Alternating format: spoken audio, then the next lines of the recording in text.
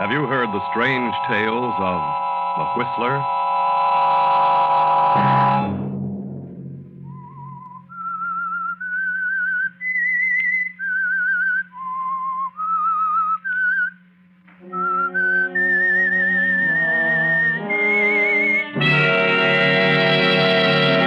I'm the Whistler. I didn't ask you to marry me. You asked me. And you said you were going to get a job so you wouldn't be dependent on your mother. I was happy then, Barry, and proud of you. Another Saturday night, and again, CBS presents The Whistler.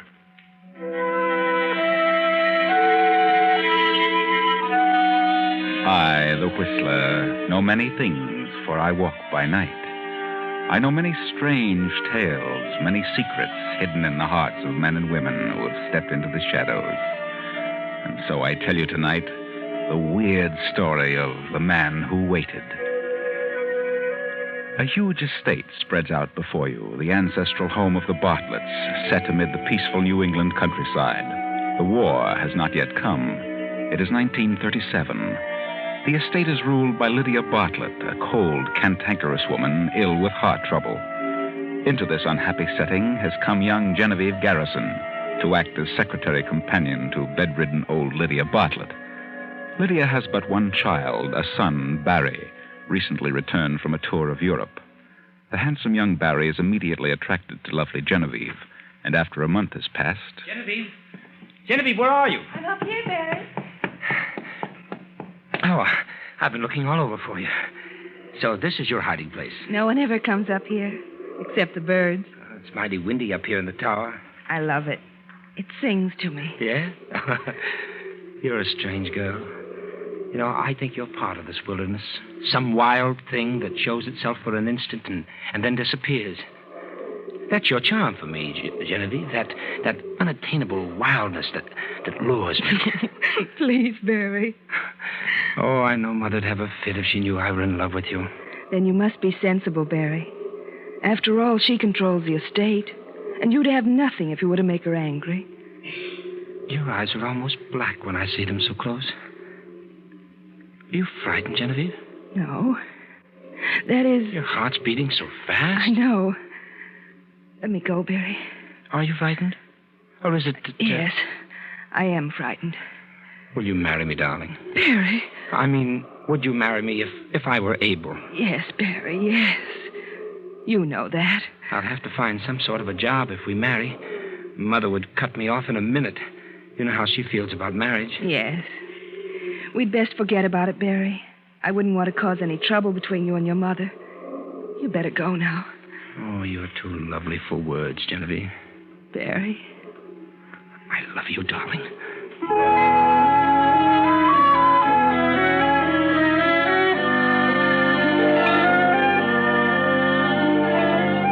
And so 3 months pass by. Then one day, Genevieve steps into Lydia Bartlett's bedroom. Did you call me, Mrs. Bartlett? I certainly did. Where have you been? Put the pillow behind my back and lift my head a little more. There. Is that better now? Yes, it'll do. I want to talk to you. What about? About Annie, the maid. Oh. Has that young stable boy been visiting Annie again? Well, I think she sees him on her days off. Well, I want it understood once and for all that I'll not tolerate any such nonsense under my roof. It must stop. But I think Annie would leave if you forbid her to see the boy. She's really very much in love with him. Love, bosh. Silly nonsense. Mrs. Bartlett, you loved your husband, didn't you? My marriage was arranged by my parents. It only lasted a short while because he died. But it was a nightmare while it did last. Love? There's no such thing. I'm sorry I mentioned it. And there's something else I want to talk to you about. Yes? What is it? What's wrong with you lately? You don't look well. You better see Dr. Ansted. I have seen him. And what did he say? Nothing serious. It's, well, a slight heart murmur. He gave me some medicine. I'll be all right. Rather take care of yourself. I will. Where's the newspaper? Here. Anything in it? Read it to me. Well, there's a tea, a charity affair with the proceeds going to the baby shelter. Baby shelter. Women are fools. Well, go on. What else? Oh, a number of engagements and several wedding announcements and Oh, What's the matter? well, What is it?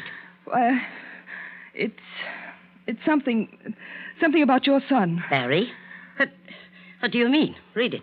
Seen frequently together are Miss Joan Marvell and Mr. Barry Bartlett, son of Lydia Bartlett. An early announcement is anticipated. The fool! He's out of his mind. How dare he do such a thing? I won't have it. I won't. Mrs. Bartlett, I just... Oh. Annie, come here at once. Miss Garrison has fainted.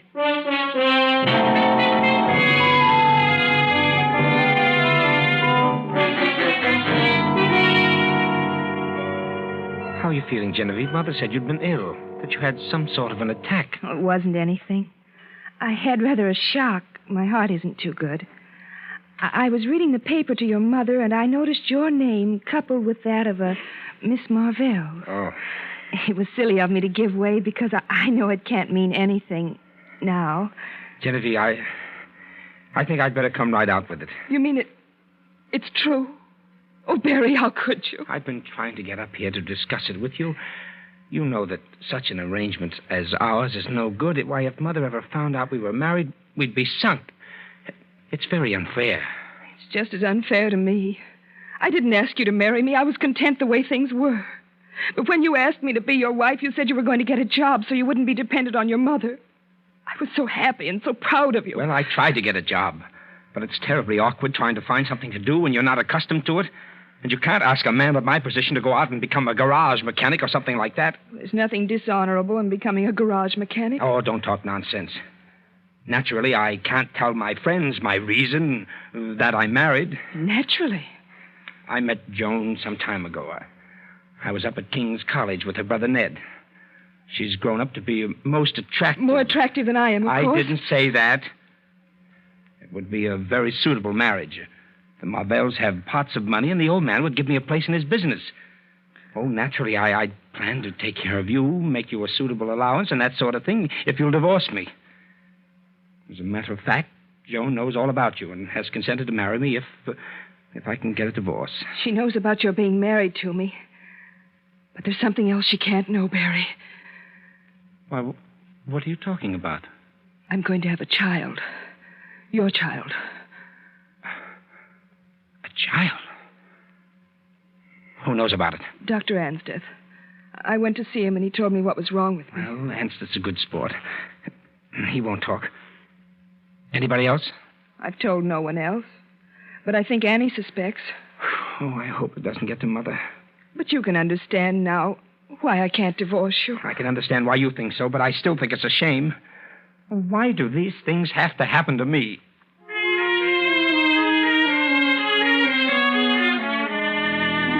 These things have to happen to you, Barry.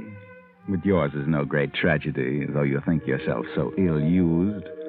The harm that is done is not to yourself, but to the woman who loves you so dearly. And can you be sure she won't tell your mother?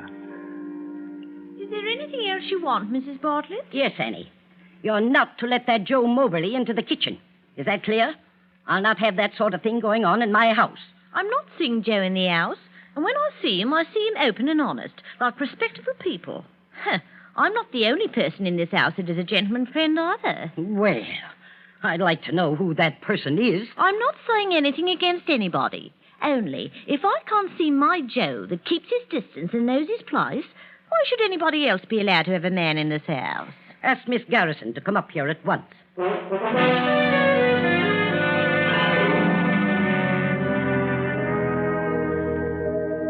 Annie said you wished to speak to me, Mrs. Bartlett. And so I do.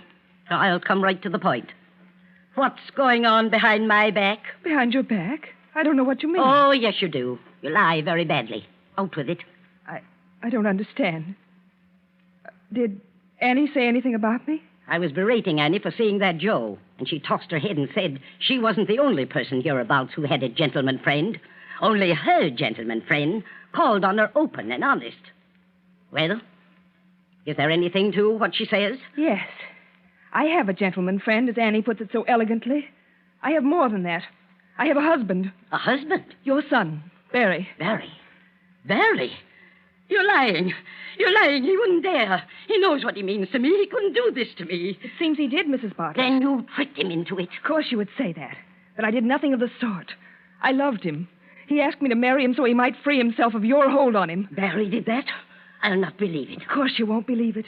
You don't know the meaning of love. What a way to talk to me. I'll not tolerate it another moment. You'll have to tolerate it. Because there's no way of your stopping me. I learned something else from Barry. He has one side to his nature which he takes from you. What do you mean? I married him because he wished it. He was going to find a way that we might live together openly. But Barry found he couldn't do what he said he would do. He found an easier way to live. Through another woman who could keep him in the style to which you had accustomed him. So he told me this, expecting I would forego my claim to him. Divorce him? I would have released him. But there was another whose claim was greater than mine.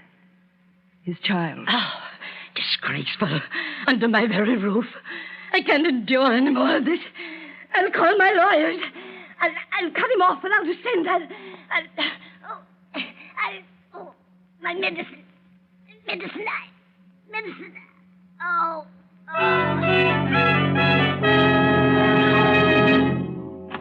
What's happened, Miss Garrison? Come in, Annie. Oh, it's the missus. It's another attack. I'll call Dr. Anseth. You can call him Annie. But Mrs. Bartlett is dead. And now Barry will be free from his mother's apron strings, free from financial worry. He will inherit the estate to do with as he pleases. But still, he hasn't everything. Joan is forever on his mind. I had to talk with you, Joan. It's been ages since I've had a moment alone with you. I'm sorry, Barry, but I didn't think it best. Oh, I've got to talk things over with you. When we planned to marry before, and you told me how you'd been tricked into marriage by that woman, I was willing to overlook it if you could get a divorce from her. Oh, that's the devil of it. She won't divorce me now. There's going to be a child. Oh. Where is she? In a nursing home. She's been ill ever since Mother died. For a while, they thought she might die, too, but she pulled out of it. Oh, I know she must have, led you on, but you're so attractive, and she must have been really fond of you. But I don't love her, dear. I love you. Can't you understand it? I can't give you up. I won't. Barry, darling, I love you, too, but this isn't a thing we can decide in a moment. You must be patient. Patient. You sit there close to me and you ask me to be patient. I will for a while. But only for a while. Genevieve, lying in her narrow bed in the nursing home, is trying to be patient, too, trying to forget the pain which racks her to the core, trying to keep from calling for the husband who isn't there. She had hoped that the birth of their son would bring him back to her. Then, one evening, the door opened. Is that you, nurse? No. It's Barry. They said I might see you now. Barry. Oh, why haven't you come before? I've wanted you so. There, now. Don't go on like that. I've had quite a lot of business connected with the estate, which took me away for a bit. They sent me a wire about the baby, and I came as quickly as I could. Have you seen him? Yes, rum little Dickens. Babies all look alike. Well, you'll be as fit as a fiddle before long, and after you get out of here, there's some things that must be straightened out. What things straightened out? I don't understand. Oh, things. I'll see about a house for you and the baby, and... For me and the baby? What about you? Aren't you going to live with us, Barry? No, you see, I... Barry, that girl. Are you still in love with her? Well, yes, I am. I thought when the baby came it would be different. I see it's not. Well, it's... Let me tell you something. Sit down. You'll have to keep her waiting a while longer. They thought I didn't hear them because I was being put under the anesthetic. But I wasn't quite out. The doctor said she may last for years, but I lay you 10-1 she's dead in 3 months. Oh, come now. You may have imagined it. I didn't imagine it. You know what that means to me. 3 months to live. You can see how important it is that those 3 months should be spent with you. The doctor didn't say a word to me about your being in such a serious condition. But I heard him. I see. And you don't want to give me a divorce. You want me to wait, is that it? Yes, Barry. Please. First it was my mother, and now you. Barry. There's something I feel I must tell you. Something about your mother you don't know. Well, what do you mean? The doctor said she died of a heart attack, and she did. But she wouldn't have died if I'd given her the medicine for it. She'd found out from Annie that I'd been seeing some man. And when she asked me who it was, I told her everything. You did? She went into a tantrum and stormed at me. She had an attack. And I stood by and watched her. Watched her gasp for breath and call for help that never came. I did that for you. For you, Barry. And you expect me to go on with you? I'd expect you to stay with me and our son during the last remaining months of my life. And if you try to leave me or seek to have me put away because of what I've done, I'll bring you into it. I'll swear it was your idea. That you're an accessory.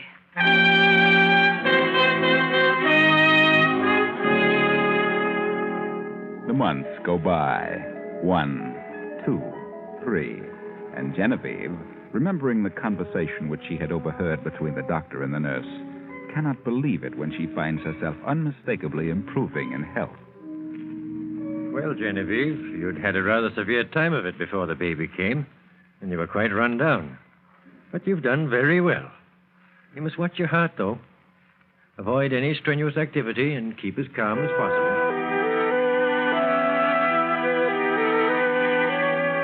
Barry has sullenly accepted the conditions which have been forced on him, but the knowledge that Genevieve was responsible for his mother's death, as well as for his enforced separation from the girl he loves, makes him sullen and bitter. There's no happiness for either of them in this unnatural arrangement, but Genevieve holds him with her constant threat. Did you ring for me, Mrs. Bartlett? Will you ask Cook to make me a fresh pot of coffee, Annie? This tastes very bitter. Yes'm. But cook won't like it. Well, I can't drink this. It tastes as bitter as Never mind. Don't take it back. Leave it. Yes'm. It's odd, but I could have sworn it tasted bitter like... I couldn't. Oh, good morning, Barry. Good morning. I'd offer you some coffee, but it's not so very good. No, thanks. I'll just have a look at the paper. I had coffee in my room. Oh? Since when do you do that? What? Since when do I do what? Have coffee in your room? I did this morning. Was it this same pot? Well, it might have been. I don't know. I never noticed. Why? Did you notice it was quite bitter? I can't say that I did. Might have been standing too long. The cook should have sent you some fresh coffee. Get after her about it. Yes.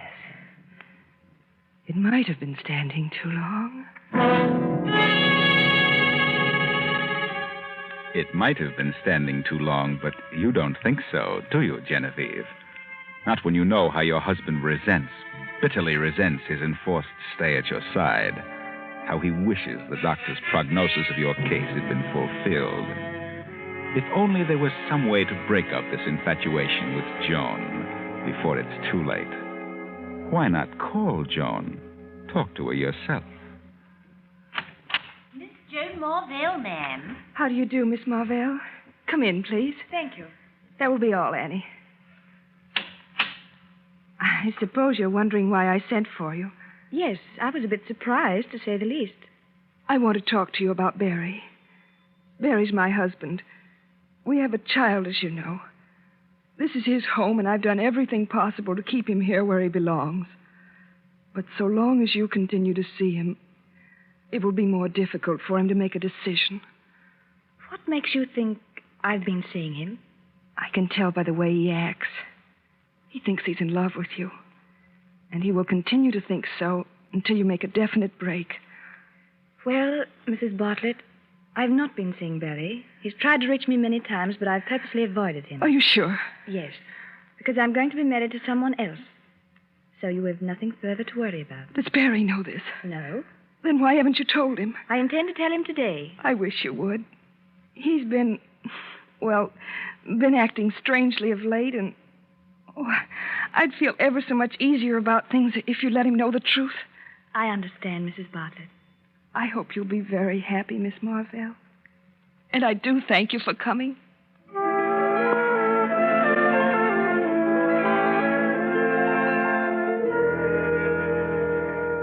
you see, it's all for for the best, Barry. You don't mean that, Joan. Until I talked to her, I was really undecided about marrying Roger Hedden. But now I know what to do.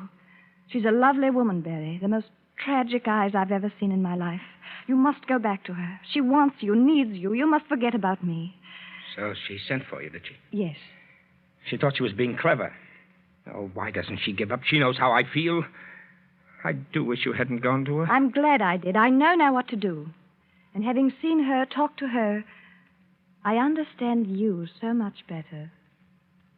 Understand me? Yes. I think you know what I mean. Goodbye, Barry. No, please. Joan, please, wait a minute. You don't really love this, Roger. You're doing this just because of Genevieve. You must think of yourself. Think of me. Hold your decision for a few weeks. Why? Well, something may happen. Well, if you'll just wait a bit, the picture may change for us. How do you mean? How could that be possible now? Promise me that you'll wait. What are you thinking, Barry? Why, nothing. I just want you to wait. She said you'd been acting odd. She's imagining things. I'll have to hurry now or I'll miss my appointment. Goodbye. I said goodbye, Barry.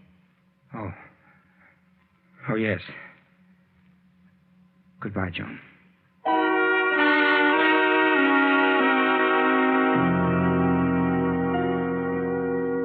Now it is late the same night. Genevieve lies wakefully in her bed. A car draws up outside. The front door opens and closes. Genevieve sits up. Someone is coming up the stairs. They pause before the door. Who is it? May I come in? Yes, Barry. Hello, Genevieve. Oh, Barry. I'm sorry to disturb you at this time of night.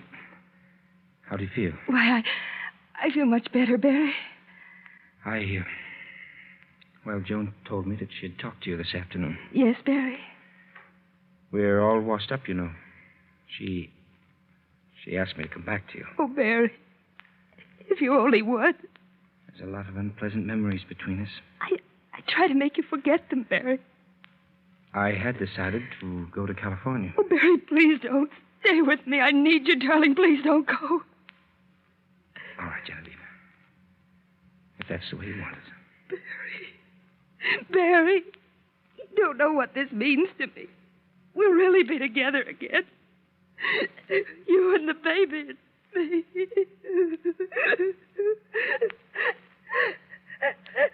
and me. Genevieve, what's wrong? It's my heart. What? Excitement. My medicine in the bathroom. Please, Barry. Medicine? Yes. The little one with the medicine dropper. Please. Yeah. Yes, Genevieve. Bottle with the medicine dropper in it. Medicine dropper in it. Oh, yeah. I have it. How much do you take? 5 drops. 1, 2, 3, 4, 5. There you are. Thank you, Barry. Oh, you'll be all right now, Genevieve. You'll be all right in a few moments. I'll stay in the other room tonight. Barry, What is it? that bottle. That isn't my medicine. What? No. Look at the label. That's your mother's medicine. Mother's? Oh, good Lord, it is. It's wrong for me. That medicine is a heart depressant. Barry. What have you done? I can't breathe. Can't. Genevieve. Genevieve!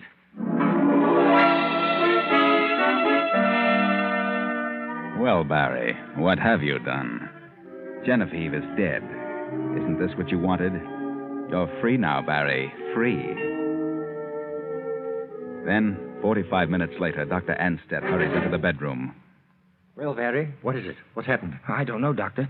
This is the way I found her. Well, not sign of a pulse. Poor girl.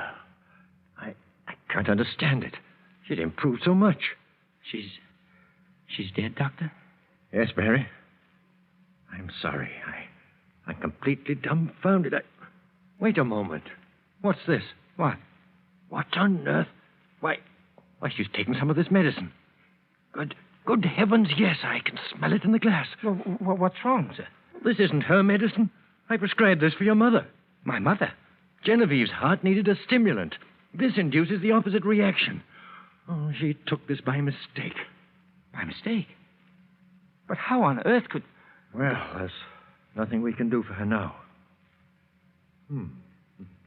What time did you say you came into the room, Barry? Why, well, just a few moments before I called you. Well, that would be 12 minutes ago. Yes, that's right. I see. She was gasping for breath. She tried to say something, but I couldn't make out what it was. I called you immediately. Uh-huh. Well, I'll call the undertakers. I'll use the phone in the hall. The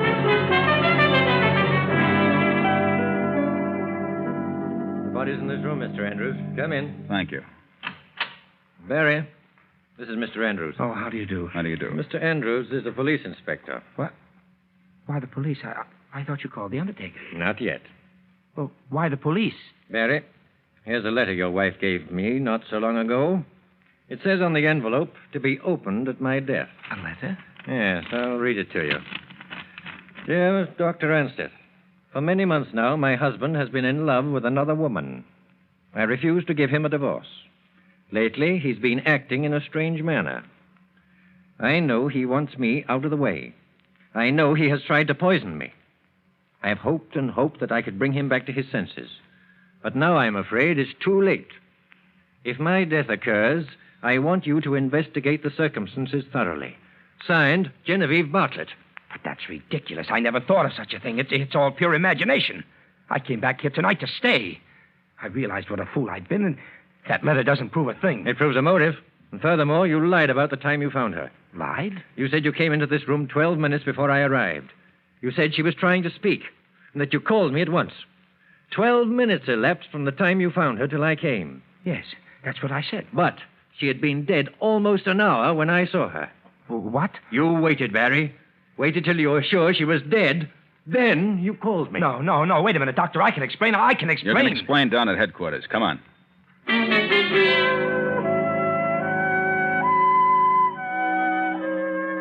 Barry tried to explain. He told the truth. He had come back to Genevieve to stay. He did get the bottle for Genevieve. It was an accident. But he couldn't explain why he waited almost 30 minutes before he called the doctor. He said he just sat beside the bed in a daze, and that was the truth. But no one would believe him. No one. Poor Barry.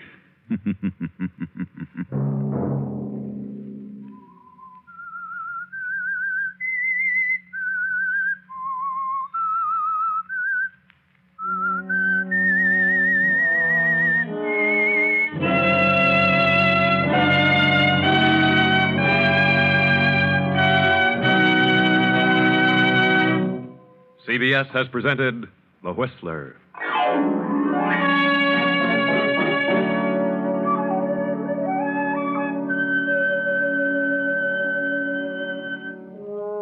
Original music for this production was composed and conducted by Wilbur Hatch. Tonight's story was written by Elizabeth Easton and directed by J. Donald Wilson. The Whistler originates from Columbia Square in Hollywood.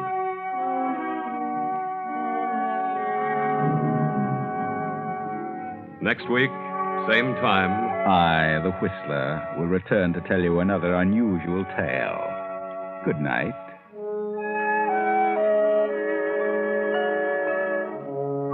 This is the Columbia Broadcasting System.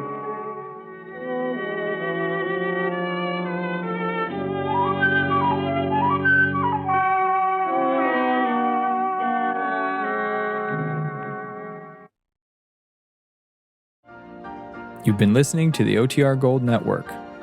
Find more classic radio at otrgold.com.